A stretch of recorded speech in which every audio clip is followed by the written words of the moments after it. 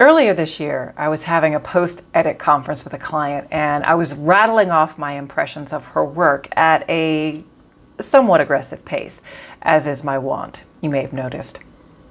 With barely a breath between sentences, I explained that I had reordered several of her scenes to help the plot arc, as she had pretty much all the ingredients she needed. It just needed to be reordered to make it into the best book it could possibly be. Luckily, the client managed to get a word in edgewise and said that she agreed with my assessment, but she was confused about something. She said, "You keep talking about moving scenes, but I'm not sure what you mean by that. Are you talking about chapters? If not, how is a scene different than a chapter?" How lucky she managed to break through my monologue, as I hadn't realized that this client was an intuitive writer, aka a pantser. Since I think so easily in terms of structure, sometimes I forget that more intuitive writers don't. For those of you who are likewise intuitive writers, you may be able to write an excellent and cohesive chapter, but maybe you're not exactly sure how. You can't describe that process because it just comes to you naturally. Ergo, when you struggle to write a chapter, you might be equally unsure of how to fix it. So today, we're going to talk about what a scene is versus a chapter and how to construct a chapter to ensure it's the best it can possibly be.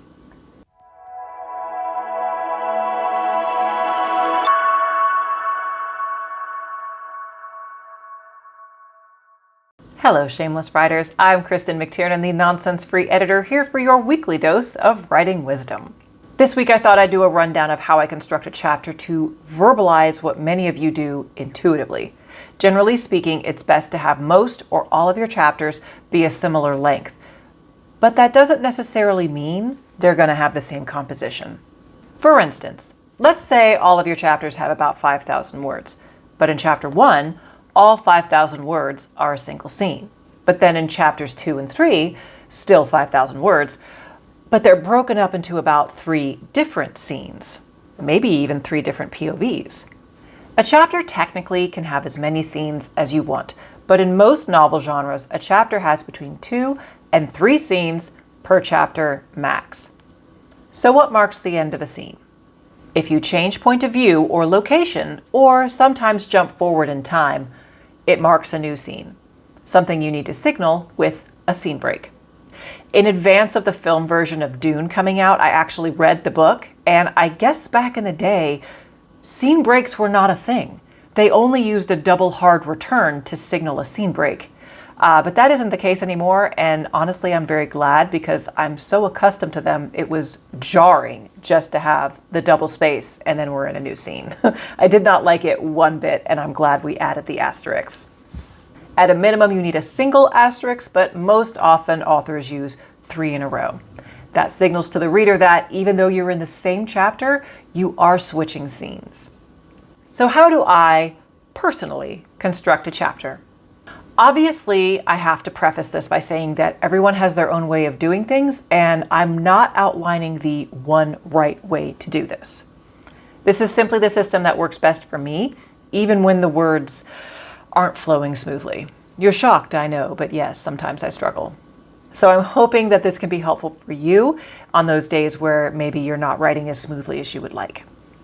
Step 1, labeling. This is basically the outlining stage. For full-length novels, I write in Scrivener, which has a corkboard feature that I use for this stage, but you can just as easily do this in a word processor or using paper and pen. When I first wrote Sunder of Time, I used index cards and colored pens.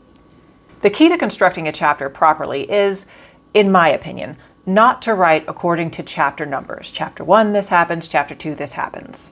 Instead, I write each scene in its own right without regard of what chapter it's going to fit into. And I worry about what order it's going to come in later. This is especially helpful in nonlinear storytelling. Doing the naming thing right off the bat makes that easier when the time comes. Give the scene a descriptive name such as Alexa shows up or shooting aftermath. I apologize immediately to everyone who has an Amazon Echo in their house. The name just gives me a guidepost so I can easily reorder. In addition, it's also good to specify what the purpose of the scene is. This could be as simple as moving the plot forward or character development. Finally, if your book has multiple POV characters, label whose POV scene this is. Another positive aspect of doing this first, even if you tend to be a pantser or a plotzer like me, this gives you the freedom to jump around. Some writers have to write their scenes in linear order. I am one of them. I can't skip around. But a lot of writers, when they're struggling with one scene, they like to just switch over to another one that maybe they're a little bit more excited about. That way they don't get mired in writer's block. I envy you. Having all of your scenes listed in advance helps make that process a little bit easier so you don't get stuck. Step 2, summarize the scene. The next step for me is writing out everything that happens in a scene in a summarized fashion. First, this thing happens. Then, this character reacts to it. Then this other character gets really mad and punches the main character. The scene ends with a wild fistfight. I exaggerate, of course, but only slightly. I understand this isn't for everyone, but this process serves as kind of a warm-up for me. It's priming my brain to actually write the scene.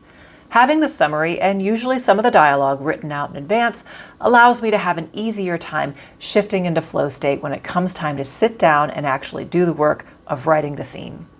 Another thing that I do when I do my summaries is I write them in third person, even if the book itself is in first person, as my Black Magic series is. I'm honestly not sure why, but that seems to be just how my brain works. Now, I do want to emphasize that I do not summarize every scene before sitting down to write. Generally, I'll do it in chunks. I'll summarize between 3 or 4 scenes, then in my next writing session, I'll flesh out those scenes. Then in the next session, I'll summarize more, then write some more, and so on. That's what works best for me because, like I said, I am a plotzer. So as I write, I might kind of change the direction of what my plot is going to be doing. And so this way, I don't end up doing a lot of work for scenes that ultimately won't end up in the book. Feel free to stagger these steps in ways that work best with your particular way of writing. Step 3, order your scenes into chapters. Honestly, I recommend waiting until you have written every single scene before you organize your work into chapters. The reason I make this recommendation is that most authors, except for the very strictest of plotters, will make changes as they write. They thought their MC was going to go this way, but as they were writing, it made more sense to have the character go another way. This is perfectly natural, and we need to leave space as writers for this type of unplanned inspiration. So wait until your first draft is complete. Once it is written, then it's time to put the scenes in order. This does not necessarily mean linear order. Some novels are told with past and present weaving in and out. The way to order your scenes is in alignment with the plot arc. Put the scenes in order based on how they best communicate the story and maintain the attention and curiosity of your reader. For books with multiple POVs, ensure you don't have POV chunks, like 9 scenes in a row from Taylor's POV and then having 5 scenes in a row from Jenny's POV. This can have the effect of making a reader feel like they're experiencing 2 separate books that have been inexplicably crammed together. Instead, weave the different POVs together to create the richest possible experience. I recommend not having more than 3 scenes back to back from the same POV character. After you put your chapters in order, read through your novel from front to back and make changes as needed. And as I always recommend, have at least 5 beta readers give feedback as well. Beta readers are invaluable in pointing out things like when a scene change feels jarring, or if we go for too long without hearing from a particular character. Because they're prolific readers, they're very good at picking up on those things. Good writing is, of course, the foundation of any good book, but good structure comes in at a close second. So that's how I construct a well-written chapter for a novel. Obviously, you may do it differently. The question is, do you have a system for constructing a chapter, or do you just let the words flow and let the chips fall where they may? I'd love to hear how you organize your scenes and chapters. Let me know below. If this video was helpful to you, be sure to subscribe, share with a friend, and hit the like button so I know to make more videos like this. So that's all from me this week. Until next week, take care and write well.